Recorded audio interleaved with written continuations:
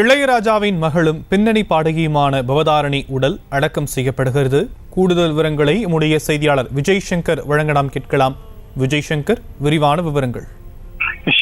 நேற்று முன்தினம் பிரபல பின்னணி பாடகியும் இளையராஜாவின் ஒரே புதல்வியுமான பவதாரணி புற்றுநோய் காரணமாக இலங்கையில் மரணமடைந்தார். அவரது உடல் நேற்று சென்னை கொண்டு வரப்பட்டு அங்கு அஞ்சலி செலுத்தப்பட்டு தேனி மாவட்டத்தில் அவரது பூர்வீக ஊரான பண்ணைப்புறத்திற்கு கொண்டு வருவதாக இருந்தது. அதன் பின்னர் அதன் நிகழ்ச்சி மாற்றப்பட்டு இளையராஜாவின் மனைவி ஜீவாவும் இளையராஜாவின் தாயார் சின்னத்தாயி அம்மாளும் நல்லடக்கம் செய்யப்பட்டு நினைவு மண்டபம் அமைக்கப்பட்ட குடலூர் அருகே அமைந்துள்ள லோயர் கேம்ப் பகுதியில் அவரது உடல் அடக்கம் செய்யப்பட திட்டமிட்டப்பட்டு இன்று காலை அவரது உடல் இங்கு கொண்டு வரப்பட்டது.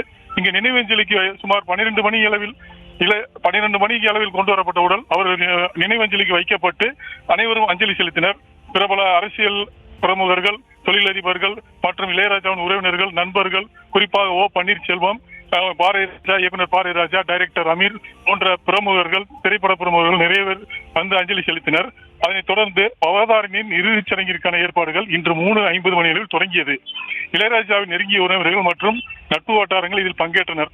பவதாரணியின் சகோதரர்கள் கார்த்திக் ராஜா, யுவன் சங்கர் ராஜா, வெங்கட் பிரபு, பிரேம்ஜி அமரன் மற்றும் பலர் பவதாரணியின் உடலை சுற்றி 3 முறை வலம் வந்த பொழுது வேதனை தாங்காமல் பிரேம்ஜி அமரனும் வெங்கட் பிரபுவும் கண்ணீர் விட்டு கதறி அழுத காட்சி அங்குள்ள அனைவரையும் கண்கலங்க செய்தது. இளையராஜாவின் பண்ணைப்புற கிராம வழக்கப்படி தாரை தப்பட்டையில் வாசிக்கப்பட்ட பொழுது அதை இசைஞானி இளையராஜா அவர்கள் தாரை தப்பட்டை வேண்டாம் என்று மறுத்துவிட்டார்.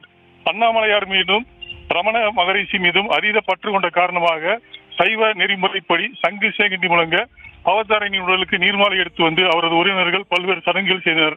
அதனைத் தொடர்ந்து பவதாரணியின் உடலுக்கு சகோதர சகோதரிகள் புகுந்து வீடு புறந்து வீடு புத்தாடையாக சேலைகள் வைத்து வணங்கி வழிபட்டனர்.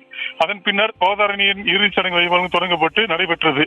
பின்னர் அனைவரும் பவதாரணி பாடி தேசிய விருது பெற்ற மயில் போல பொண்ணு ஒண்ணு என்ற பாடலை பாடி அவரதுக்கு இறுதி அஞ்சலி செலுத்தி கண்ணீர் விட்டு கதறினர்.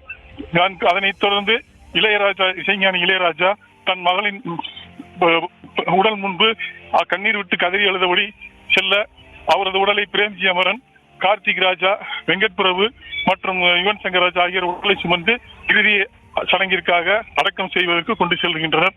ஷியாம்.